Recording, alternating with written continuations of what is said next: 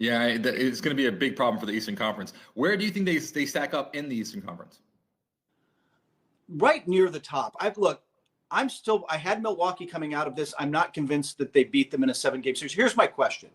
Well, yes, they won on Martin Luther King Day, but their defense through these 2 games has not been good. They've just flat out outscored teams. Like we've talked about, their offense is going to be unstoppable until you get to the playoffs, and teams are going to find ways to slow it a little bit. There's things they're going to be able to do to take some actions away, at least slow the pace down.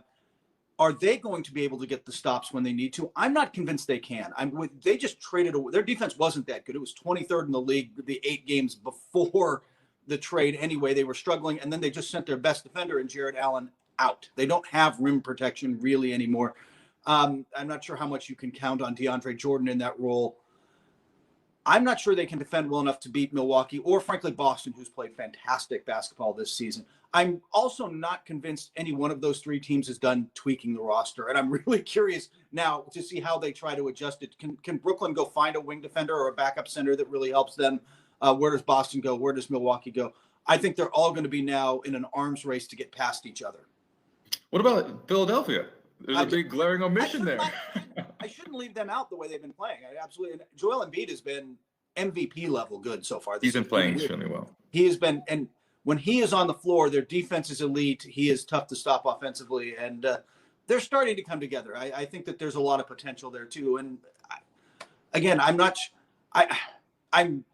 Brooklyn has to be in the top of that mix though, right there, right? Like you can't put them any lower than saying they've got a really good chance of coming out of this.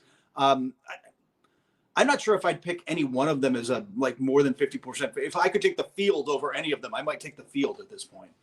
Yeah, when we entered the season, I was thinking, okay, Brooklyn has the best bench in the NBA, and they have 2 all-stars, MVP caliber players in KD and Kyrie. They have to be one of my favorites in the Eastern Conference. And they started off strong, and then I think midway through, I was like, okay, well, yeah, I have questions about this Brooklyn team. I still think they're top 2 or 3.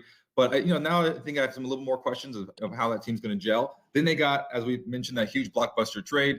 The bench now has questions for me. I'm like, I don't know if I'm a big fan of that bench now. But I do think, when you add James Harden, as we discussed before, what do you do with a 3-headed monster? And now I think they're doubling down this idea is, yeah, maybe our defense isn't the best. Maybe our second unit isn't, as good as the Lakers, for instance, who I think has the best bench now in the NBA.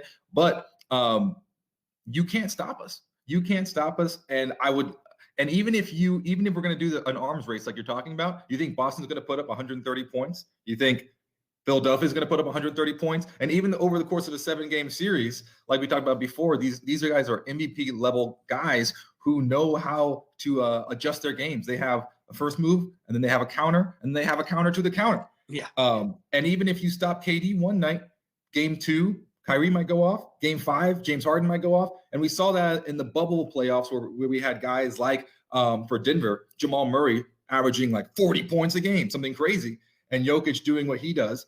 But it wasn't enough to overcome. But imagine if you had, at any given night, one of them could drop 50 over 7 games. Like that in itself is just terrifying. They are, look, and in the NBA, talent wins out, right? At the end of the day, the team with the most talent, you've got to put it together right.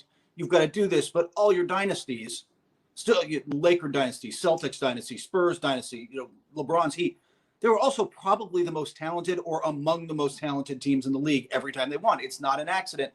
Brooklyn has the talent now. Brooklyn absolutely has enough talent to win it all. They're going to need some breaks to go their way. They're going to have to find a way to gel. They're going to have to fight, like you said, find some space on the bench or find some guys to come off the bench that work, to find some depth, to find some defense. But talent wins out, man, and they now have as much or more than anyone in the league.